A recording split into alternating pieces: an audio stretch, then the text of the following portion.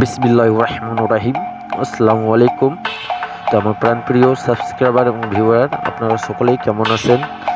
আশা করি এবং দোয়া করি আপনারা সকলেই ভালো আছেন এবং আপনাদের দোয়ায় আল্লাহর অশেষ রহমতে আপনাদের ভাইও ভালো আছে। তা 4 পিস পেপার ওপেন করলাম। আর গতকালকে লাইভ কে কে দেখছিলেন, ঠিক আছে, আর কে কি গেম পাইলেন একটু আমাকে কমেন্ট করে জানাবেন। আর ইনশাআল্লাহ আজকে রাতে আমি আবারও লাইভে আসবো, ঠিক আছে, আপনাদের সাথে একটু আড্ডা দিব।